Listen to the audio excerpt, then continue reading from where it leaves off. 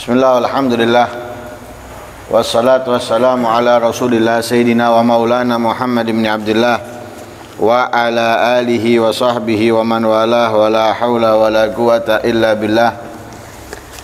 Nawaina ta'alum wa ta'lim wa naf' wal intifa' wal mudhakarata wal tadhkir wal ifadata wal istifadah wal hatha ala tamassuki bi kitabillahi wa sunnati rasulihi wa du'a ila al-huda wa dilala ala al-khair ibtigha'a wajhillahi wa mardatihi wa qurbihi wa thawabihi minallahi ta'ala.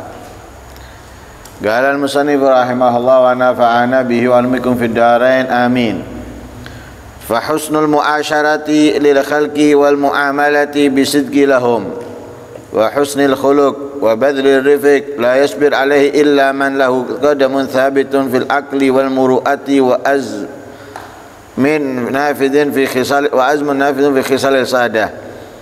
Walillahi daru man qala laula al masyaqqatu sada an-nas kulluhum al judu yafkiru wal iqdamu qitalu. Wa qala ghairuhu fala yahzunka an tanzura rijalan mughayyiratan anil halil qadimi fali nafsun tatutlifu aw satarqa la amruka bi ila amrin jasimi.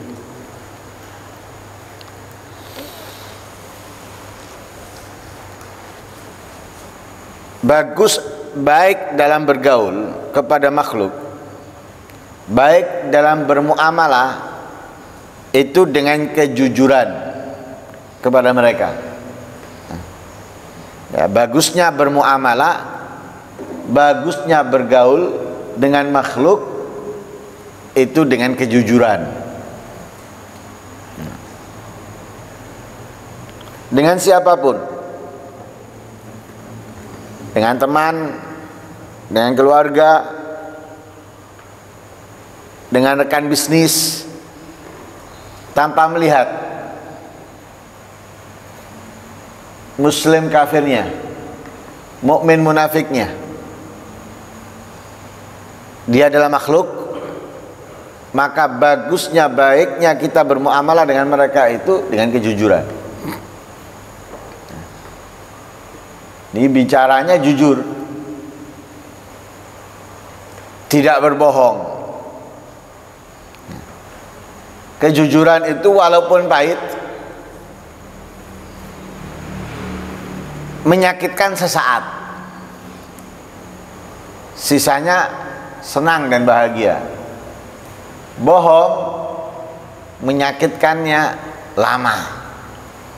Mungkin orang yang dibohongi sulit akan sembuh, seperti orang yang kena trauma.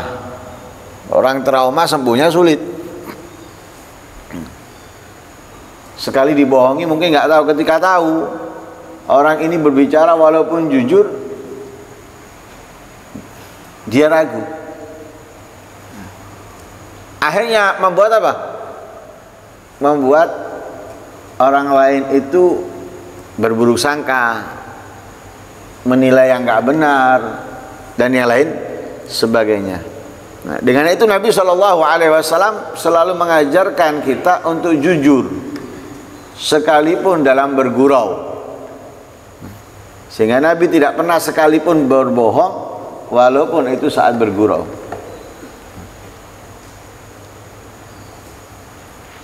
Nah, kita ini terkadang yang pasti ada bohongnya kalau bergurau, baik itu kepada anak kita, dengan anak kita, dengan teman kita, ataupun orang lain. Apalagi saat berdagang, saat bekerja. Kalau tidak dibohongi, bohong itu seakan-akan bakal nggak dapat keuntungan, atau bakal dapat sedikit keuntungan. Padahal ketika dia jujur, keberkahan walaupun sedikit yang ia dapatkan dengan berkah akan menjadi sesuatu. Karena itu muamalahnya, bergaulnya itu dengan orang, yaitu dengan apa? Dengan kejujuran.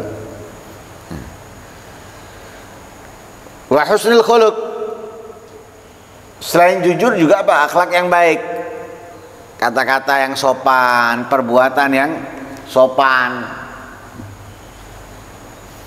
Nah, itu harus dibarengkan Kata-kata sopan dengan sikap yang sopan itu harus bareng. Kata-kata sopan perbuatannya nggak sopan nggak bagus. Nah, perbuatannya sopan kata-katanya nggak sopan juga nggak bagus. Ini kita yang menjalankan ya. Kita yang menjalankan. Jangan nilai orang menjalankan kepada kita. Kita harus menjalankan seperti ini. Ya. Kita harus menjalankan kejujuran.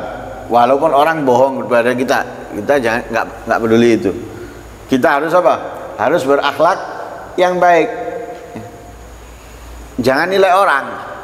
Oh, ini nggak baik kok akhlaknya sama saya. Kok saya harus baik? Nggak usah. Yang penting kita akhlaknya baik kepada mereka. Kalau kita berakhlak baik, kita yang untung. Dia berakhlak buruk, dia yang rugi. Dia yang rugi, dia yang kehilangan keutamaan, kemuliaan. Nah, contohnya kurang apa sih? Kita sempurna gimana? Kita sempurna? Enggak. Banyak kekurangan. Tapi Nabi Muhammad sosok yang sempurna, lihat. Bagaimana membalas orang yang akhlaknya buruk pada beliau? Membalasnya dengan keindahan.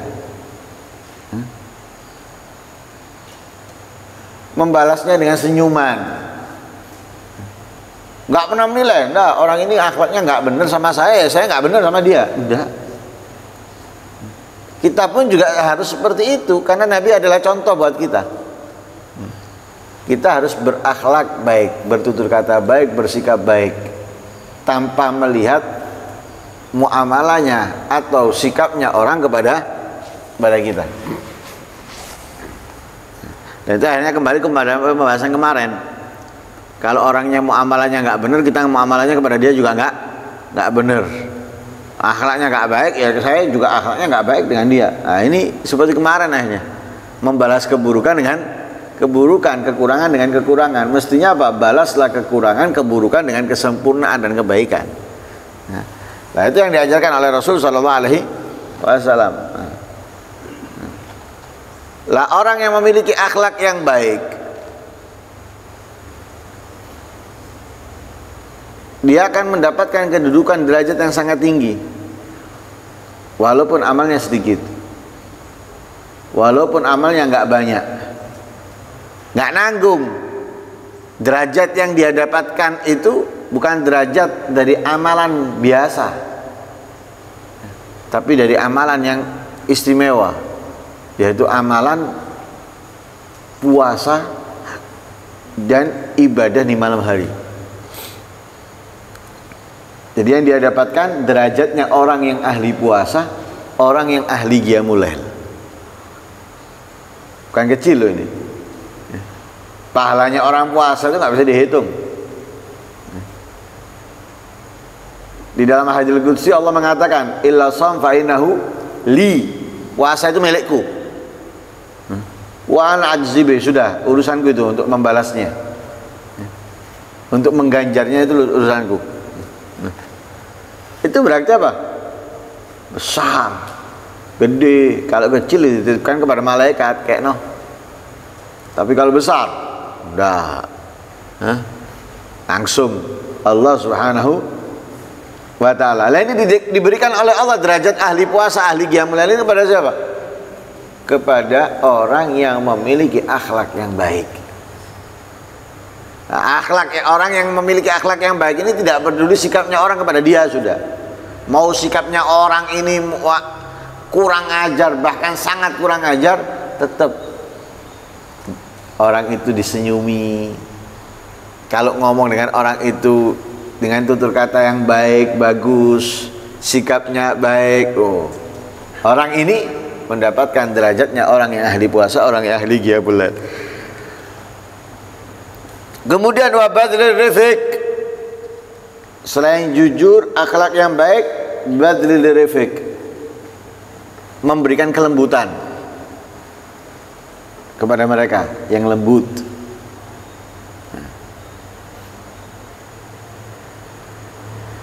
Karena dengan kelembutan ini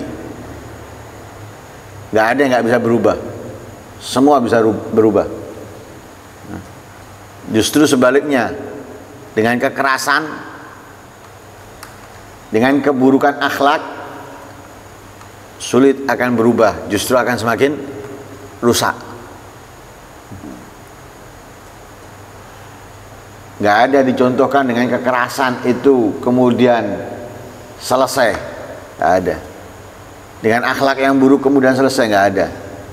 Ya. Buntutannya itu ada, ya. Ada terus. Tapi dengan akhlak yang baik, nggak ada buntutannya, sudah berhenti, selesai.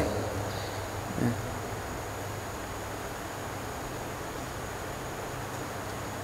Kita diapakan gitu, sehingga kita harus keras untuk menentangnya, melawannya. Diapakan gitu. Dipukul? Tidak. Enggak dipukul. Dicelakai? Tidak. Kenapa harus keras? Putranya Imamul Husain, Sayyidina Ali Zainal Abidin, melihat bagaimana ayahnya dibantai, tapi lihat sikapnya keras dengan pembantai ayahnya, atau pembantai yang keluarga pembantai ayahnya,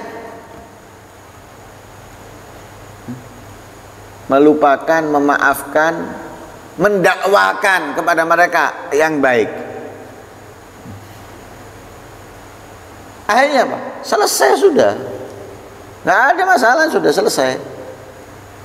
Coba dengan kekerasan, tidak akan berhenti saling tuntut itu, tidak akan berhenti saling hina, saling caci, nggak akan berhenti. Masalahnya kapan? Ya.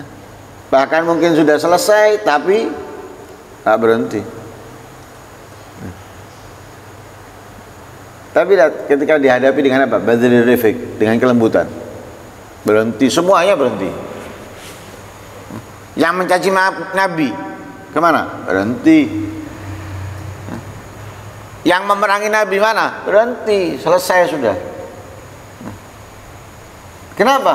Karena dibalas kekerasan mereka, ya, keburukan akhlak mereka dengan kelembutan, ya, dan yang lain sebagainya, ya, sesuai yang Allah nyatakan dalam ayat Al-Quran kepada Nabi Muhammad, dan apa yang Allah nyatakan kepada Nabi Musa dan Harun. Afa bima rahmatin minallahi linta lahum, ya, dengan rahmat yang Allah berikan kepada kamu sehingga kamu bisa lembut kepada mereka. Ya, susah, ya, menghadapi orang yang seperti itu lembut, ya, berat. Tapi rahmat yang Allah berikan kepada Nabi Muhammad sangat besar, ya. Rahmat itu, ya, yang menjadikan Nabi, ya, sangat kasihan kepada mereka, ya, dengan menentangnya, melawannya, ya, sehingga Nabi nggak mau mereka itu mendapatkan murka, azab dari Allah Subhanahu wa Ta'ala, sehingga Nabi lembut kepada mereka. Ya. Sama dengan orang tua atau guru yang sangat sayang kepada murid-muridnya, atau kok sayang kepada anaknya. Lembut, anaknya gini, anaknya gitu, dinasihati dengan pelan, dinasihati dengan lembut, diarahkan, sabar, ya. Ya. Seperti itulah Nabi Shallallahu Alaihi Wasallam. Begitu juga Nabi Musa dan Harun, ketika diutus oleh Allah ke Fir'aun, diperintahkan oleh Allah untuk apa? Berkata dengan perkataan yang lembut. Fagula lahu qaulan layyina, ucapkan, sampaikan, hei Musa, hei Harun, kepada Fir'aun, qaulan layyina, perkataan yang lembut, sikap yang baik. Tujuannya agar apa? Agar la'allahu yatadzakkaru aw yakhsha. Mungkin dengan kelembutan perkataan kamu, dengan sikapmu yang baik, yang santun, bisa membuat Fir'aun itu sadar dan takut. Nah, artinya apa? Kembali ke jalan yang benar. Nah, karena itu tidak diletakkan kelembutan kepada sesuatu kecuali apa? Kecuali akan memperindah dan mempercantiknya, seperti yang di pembahasan pertama. Ya. Ma'arifku khairun kulluh madakhala rifq fi syai'in illa zanah. Nah, kelembutan itu seluruhnya baik. Nah, dari atas sampai bawah, dari ujung sampai ujung baik kelembutan itu. Tidak ada kurangnya sedikit pun, tidak ada cacatnya sedikit pun kelembutan itu. Wah, itu nggak bisa lembut dalam maksiat, ini harus tegas dan sebagainya. Tujuannya sekarang apa? Tujuannya itu merubahnya, bukan kerasnya. Tujuannya itu merubah. Dengan keras gak berubah, apa untungnya? Dengan lembut berubah. Loh, itu yang dimaksud, itu yang diinginkan. Itu yang diinginkan. Nah, karena itu keras itu dibutuhkan kepada siapa? Kepada orang yang imannya sudah kuat. Orang tua kepada anak, anak tahu orang tuanya. Apa yang diinginkan orang tua atau yang diinginkan apa yang dicita-citakan orang tua kepada anaknya, anaknya tahu. Keras, tidak apa-apa, anaknya tahu. Guru kepada murid, muridnya tahu, gurunya kepingin anak murid-muridnya tadi itu pintar, ya, nggak apa-apa.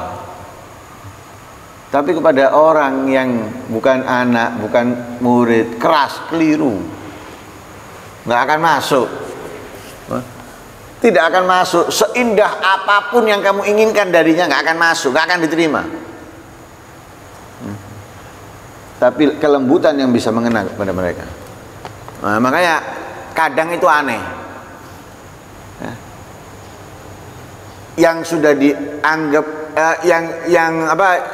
yang sudah kulino sholat, kulino hadir pengajian, dikerasi ngambul. Kemudian minta kerasnya dia kepada mereka diterima. Lah kon dewe dikerasi ngambul kok. Kok kamu keras kepada orang? Iya bang, pikir otaknya. Kamu dikerasi sakit hati, omongannya tidak penak, tidak ngenai dan sebagainya. Lo apalagi mereka yang setiap harinya teler, yang setiap harinya nggak pernah sholat, nggak pernah membaca Al-Quran, nggak pernah membaca rotib dan lain sebagainya. Apalagi nggak sakit hati mereka. Makanya dungunya itu jangan dipatenkan dalam diri kamu. Buang, refik itu yang diperlukan. Karena ketika masuk ke dalam sesuatu pasti akan merubah. Pasti akan merubah, nggak mungkin tidak. Kelembutan yang dibutuhkan. Nah, kelembutan. Tapi dikatakan di sini la yasbir alaih illa man lahu qadamun thabitun fil akli wal muru'ah.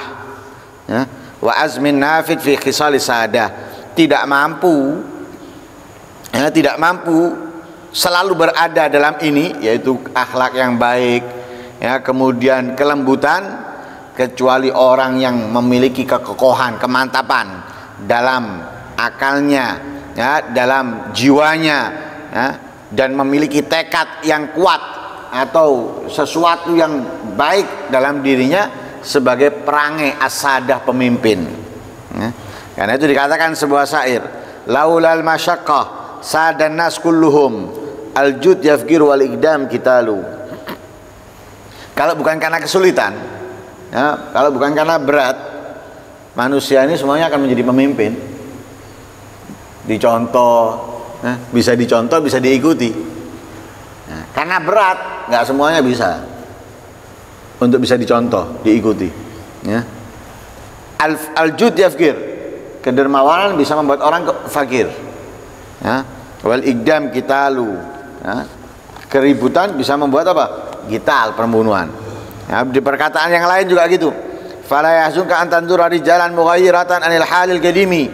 Jangan pernah kamu bersedih, ya, jangan kamu pernah sedih ketika melihat seseorang yang berubah keadaannya tidak sama dengan yang dulu. Oh dulu menghormati, oh dulu senang, oh dulu ini. Jangan membuat kamu sedih. Perubahan seseorang dari sikapnya yang dulu. Fali nafsun satutlu fa'atasarqa la amruka bi ila amrin jasimi. Kita ini punya jiwa, punya nyawa, yang bisa jatuh bisa naik. Bisa jatuh bisa naik. Tapi kita harus ingat bahwa kita ini menuju ke sesuatu yang lebih besar daripada itu. Kalau kita peduli dengan perubahan orang, lupa dengan diri kita, padahal kita bisa naik bisa turun. Sedangkan yang kita tuju, yang kita inginkan adalah sesuatu yang besar, yaitu ridhonya Allah Subhanahu wa ta'ala. Nah, semoga Allah Subhanahu wa ta'ala menghiasi kita dengan kejujuran, menghiasi kita dengan akhlak yang baik dan kelembutan, dan semoga kita bisa merubah diri kita menjadi lebih baik, lebih sempurna dalam mengabdi kepada Allah Subhanahu wa ta'ala. Dengan perubahan yang ada pada diri kita, semoga kita bisa merubah yang ada di sekitar kita. Amin Allahumma amin. Wassallallahu alaihi wasallam Muhammadin wa ala alihi wasallam. Alhamdulillahi rabbil alamin. Al-Fatihah.